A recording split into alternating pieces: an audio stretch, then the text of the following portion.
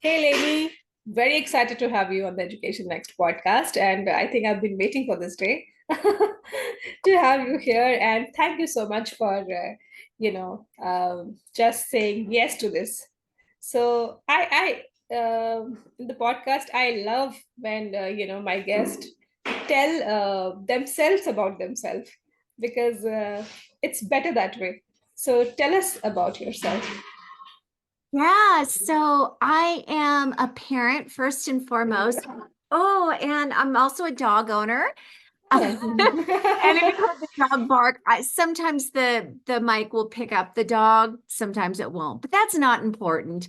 I am somebody who traveled for almost 15 years. I left my home country in 2008. It's current, or actually 2009, and it's currently 2024. So I still haven't gone back. My son and I left the United States, where we're originally from, to travel for 1 year. And as you can tell, plans changed, things happened during that time. So much happened. We are world schoolers who are practicing self-directed education. I'm also a partnership parent, which means that I parent my son in partnership, which is a combination of many other sort of modalities of parenting without the agenda and without the manipulation. So I could talk about that too. Oh, yeah. I'm also a advocate for greater mental health, and I currently work with teens, and I teach them really powerful tools to be empowered and accountable and manage mental health and reprogram limiting beliefs and lots of different things. So I'm all over the map. We can take this conversation in lots of directions, but like I said, my greatest accomplishment is raising a wonderful, human being that I just adore to pieces. I love your content and I love everything that you do. I'm your follower. And I receive Miro's newsletter as well. And I love that how you have created this, beautiful environment where, he's an individual talking aloud, sharing, building his own business. And I think that's very fascinating because I really admire moms, parents who are, who have changed the entire idea of living and learning in the sense that they have become a school themselves, and I think it's so much possible. And you started a long time ago when this was not even spoken about, but now thankfully lots and lots of people are talking about it. So I mean, Yeah, and in and fact, in exactly. many ways, we are responsible for breathing life into this movement. There was nobody calling it anything, and we started calling it world schooling and building community around it as a movement. And we did a TEDx talk when Hmm. Bro he was 16 or 17, so it was almost 9 years ago, which is Hmm. crazy. So we've been talking about this for a really long time and organizing community around it. So yeah, we're kind of at the birth of this movement. I totally, get that because many people would have started, creating this kind of lifestyle, but many are doing, but not everybody goes there and, says you might, people might think you're crazy or whatever, but, you just keep Yeah. doing things because it's not just that you're doing it for yourself. You have a huge community, so that means that people want to learn from you. They want to believe in themselves, and I think you're passing on that belief. Tell me about some of, the how do you feel about so many people being part of your community, and how does it motivate you every day? I think it's one of the most incredible things ever. I really see this as I want to say a democratic movement, meaning we're all individuals that are self organizing and co creating. in the spirit of this great vision, which is learning from the world, creating community, connecting with other people that are doing the same, but doing it in their own way. You know, if they're, I don't remember the number of how many people there are on the planet, but that's how many individual ideas or ways of world schooling possibly potentially could exist. What is it, 4 billion, 4 trillion? I don't know. I'm such a not a person, but that is potentially how many ways we can world school. And I think instead of trying to homogenize everybody and fit them into one bubble, which is what I've never done, I've tried to make this a very inclusive community, meaning come as you are. We're diverse, we're individuals, just as countries and cultures and you know, portions of different cultures are individual and diverse, and we all have something to learn from the diversity and the uniqueness and the connections. Yeah, I don't want us all to do it the same way, and I don't want us all to decide that there's only one way of doing it. Let's world school in a way that serves each person with holding respect to one another. You know, politically, I align with being an anarchist, which means not the violent type, but the type that believes living without rulers. But more importantly, as an anarchist, I truly believes that my rights end where yours begin, which means I must be comfortable sitting in a space with diverse viewpoints, with diverse cultures, with diverse belief system and diverse approaches to life and learning.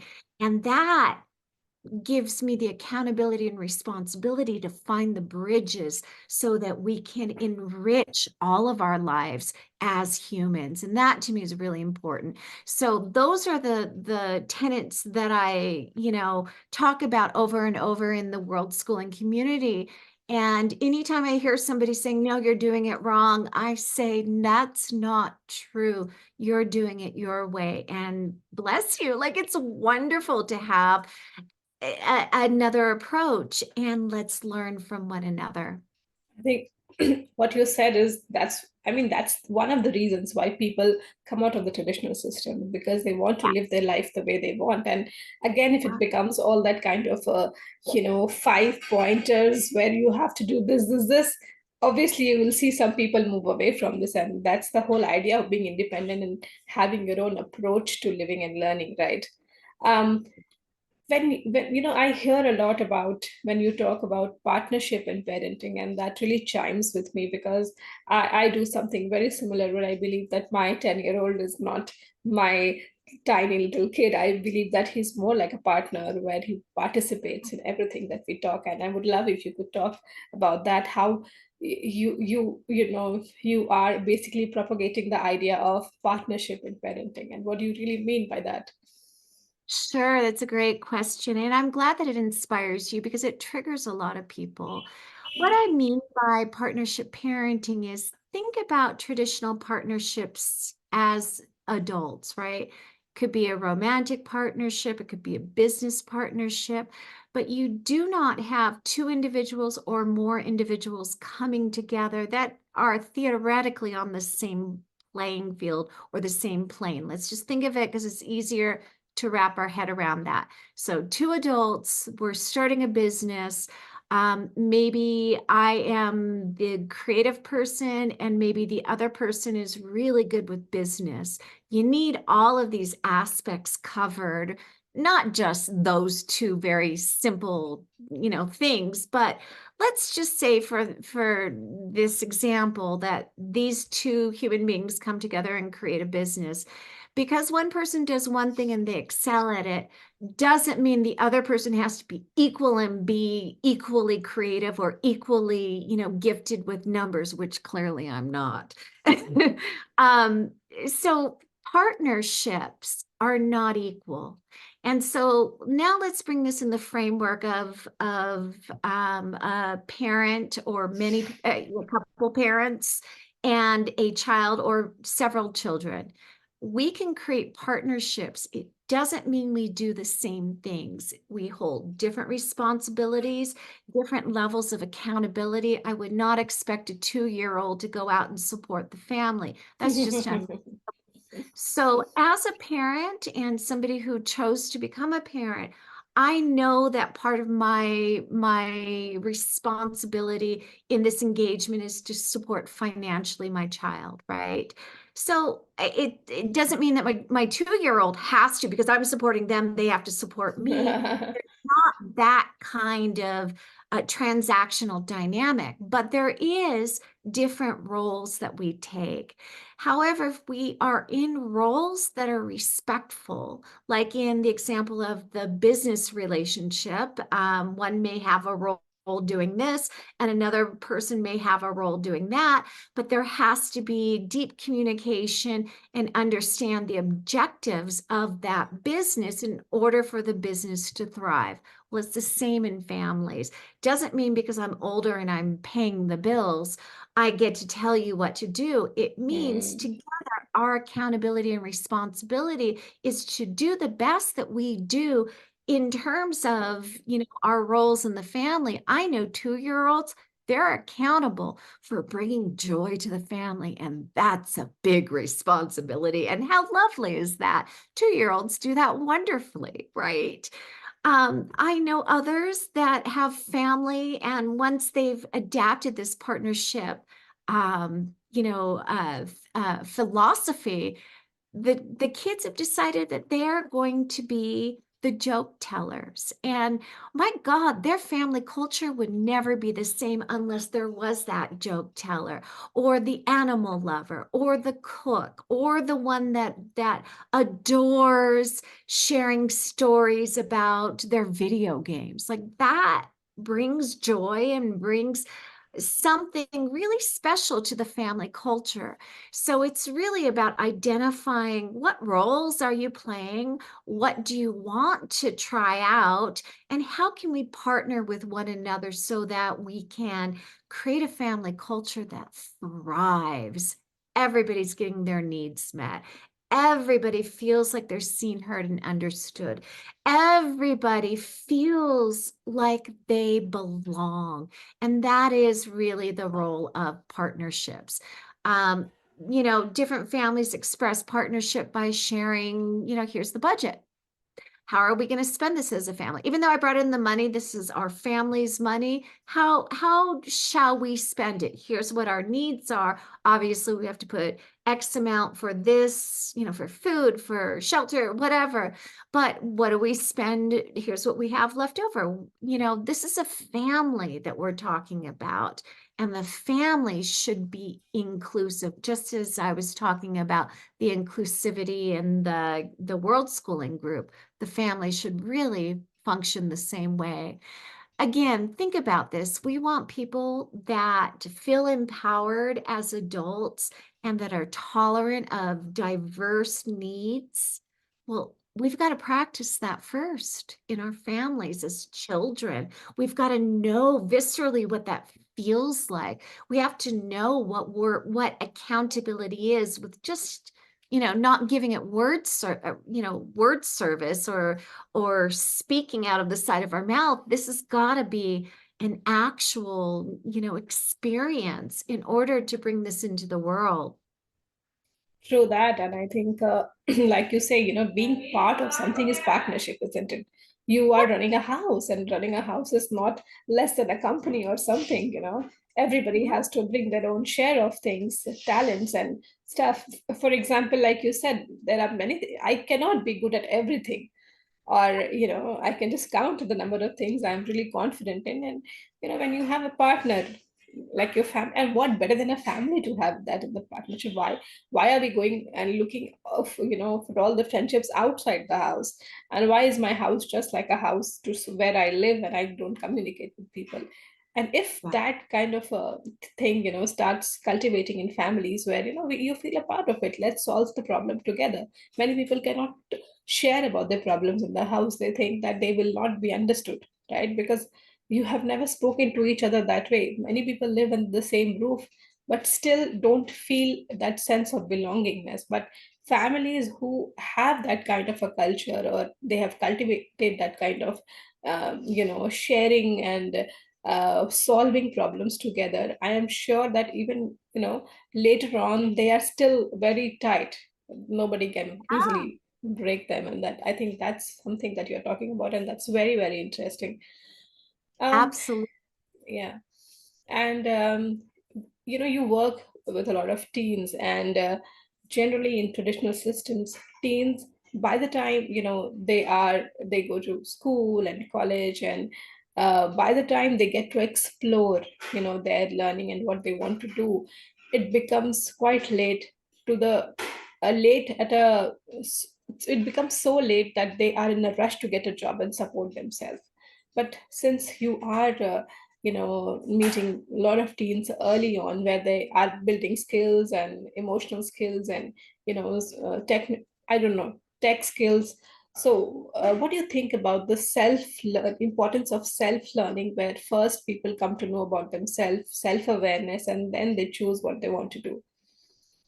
Well, for me, I've always said the best vehicle for learning is number one, being present, and world schooling did that for us. So we got to be present in our lives without all of the, distractions of conventional life. We were there, we were present. But one of the biggest things that I learned was the outer world experiences that we were having were always, always a reflection of our inner worlds.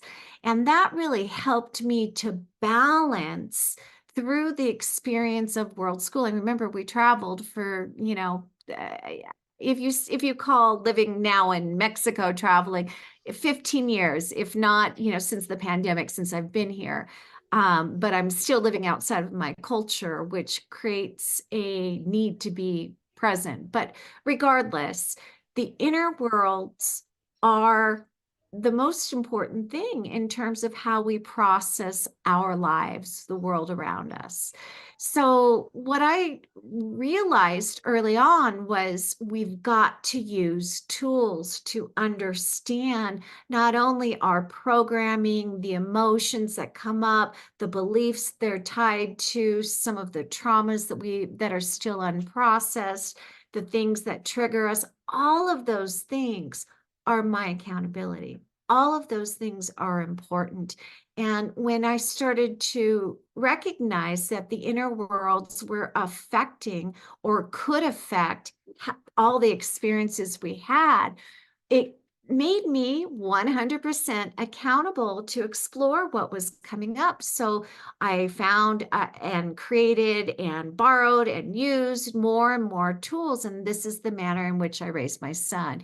And by recognizing how beautiful exploring the inner worlds were, especially through my own son's adolescence, it gave me the foundation to be able to, I understand. I mean, he wasn't my guinea pig. I felt very strongly about it, but it gave me a really experiential learning so that when I started to work with other teens, I recognized here's some stuff that comes up. Here are the ways that we block ourselves. Here are the benefits of exploring these, sometimes it's our shadows, sometimes it's our doubts, sometimes it's our fears, sometimes it's our anxieties, but to have the tools and to see how our outer world experiences actually can transform. So that's what I do with teens these days. And I also partner with teens in the same manner in which I partner with everybody in my life. I don't tell them what to do. I take this journey and walk side by side with each and every teen that I work with. And part of that is making sure that they are validated and recognized for being exactly where they are. There's no judgment. There's nothing but being present. And how lovely is that? And also here's an adult who shows up for teens from a place of passion and true desire to support as many people as I possibly can. That comes through in the way that I connect with all the teens that I work with. I've worked with hundreds of teens, and I can tell you each and every person's name and what place they have in my heart. I love the work that I do. I love being that adult that shows up for them. And I love helping them jump over some really big hurdles. And I love when they message me 10 years later and say, Lainie, you're the person I wanted to message because I just got this great job, or I just got engaged, or this challenge is no longer a part of my life. And look what I'm doing here. And my heart is just, wow, how amazing is I think the point that you mentioned that you struggled with these things, and or you were researching or you were learning about these things for your own son, and it's like I would call it like a gift, because that you want to give it to others now. It's because you have done it very passionately, and that's the reason we can see how that smile uh, that? reflects of your face. And I'm sure it really makes you happy when children or teens come back to you and tell that, hey, you know what, I did this. And they recognize that kind of love or that kind of attachment that they felt with you while you were doing this. And I think that makes it very, very special, I feel, because it's all your gifts. That's what I think. The world, the way the world works, mostly we don't get to recognize our gifts, and second, how to pass on that gift. Yeah. In a school setup or something like that, you're only measured on certain scales, on languages or science or maths, and that's so much limits your potential to be something more than what you could have been, right? Because in very early, you can see in some kids they are very good at something. They're very good at talking to people, or they're very good at doing service to people, but they never get to explore that kind of thing because they've always been, uh, people say it's not important. What is important, that you go to school and get these kind of scores, and this is not important. So basically we start ignoring our gifts from quite early on. We don't know, because nobody told us that, hey, you're so good at it. You're so good at talking to people. um, Yeah. you know Nobody tells you that, and that's a gift, right? And that's how people leverage on these skills later on, when they have worked on in different jobs, they are tired, and then somebody says, hey, why don't you do this? And now you see that kind of people are breaking away from that system. Many of people, you see solopreneurs, you see entrepreneurs, and you see people are leaving their jobs. You see young people wanting to find their passion. They are going and camping, and they're creating videos there, and they are like, I'm fine, I'm off the grid, but I'm happy, I want to do this. There are digital nomads. There are people who are saying, hey, I wake up in the morning at 5 a.m. You want to be in the club? Just pay me a little bit, I'll be happy of that.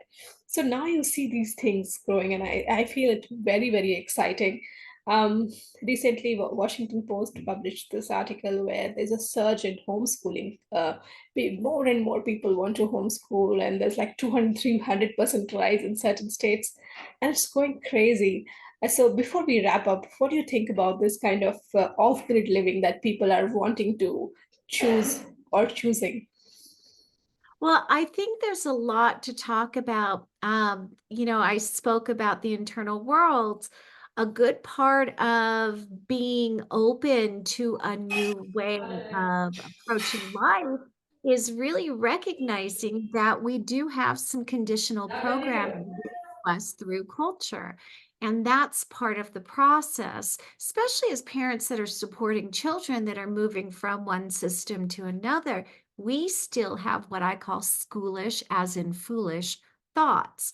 So we are wired as parents to recognize scope and sequence, meaning here's the scope of what you should learn based on somebody else's requirement, and here's the sequence.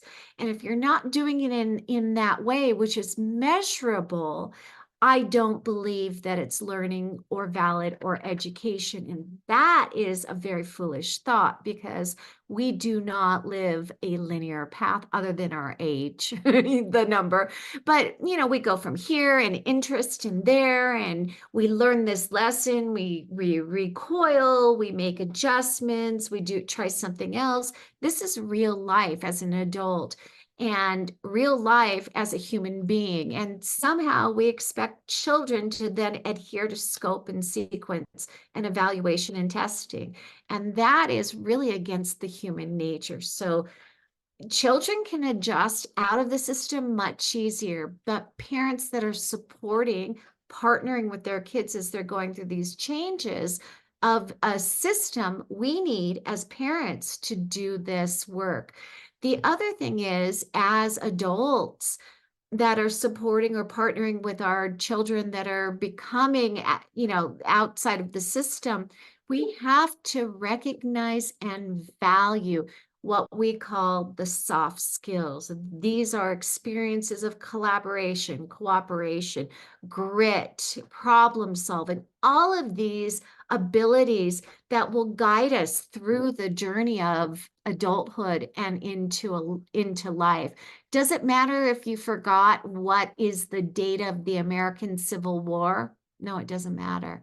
And that kind of rote learning, scope and sequence, memorization, and evaluation really has no value in life, in today's life, especially when most people are walking around with a portable computer in their hand where you can search whatever you want. But I'm sure you've heard this before, being an education podcast. But I really want to stress the internal worlds, valuing how we respond, choosing reactions, why things trigger us, why we're feeling like we're not being flexible. Flexibility is one of those really powerful soft skills that we need to learn because it creates the ability to adhere or not adhere, but accept change and forge a new path. It really helps us as human beings to become flexible. Flexibility has got to be one of the most important skills, but you don't learn that in a traditional system. Yeah, absolutely. Because you're supposed to be there at a particular time. You're supposed to finish things. You're supposed to stop creating art at a particular time. So you cannot, go on with that. And now that we are out of it, we understand what we went through. Otherwise, I think it's very important to at least take a break and understand yourself and what you want. It doesn't cause you any harm in, just taking some time off. And with that, before wrapping up, I want to know some of the tips or I don't know, um, quick things that you would like to say to people who are still thinking of exploring a little more. What would you say to them? Well, am I talking to parents or am I talking to learners? We're talking to parents and learners because Parents. yes. I guess the most powerful suggestion that I can give you if you are in a stage where you're considering modifying from a conventional system to a self-directed system of some sort, ask yourself to reframe the word education because we all have beliefs about what education is and change that word in all of your statements to the word learning. Learning then becomes the most important thing. So if we're supporting learning versus, scope sequence evaluation as an educational path, let's call it a learning path. So that should help. Absolutely. I love that. I love that. I think we have reframed the entire idea of education to be very rigid, but when you make it to learning, it opens so many paths suddenly. Just the flip from education to learning. And you are here with so many ideas and so many ways to explore. And I think, thank you so much, Lainie, for being here and giving your time. It's late night there, I know. And And I'm sorry if my dogs have been making Oh no, we loved that. We loved having him here.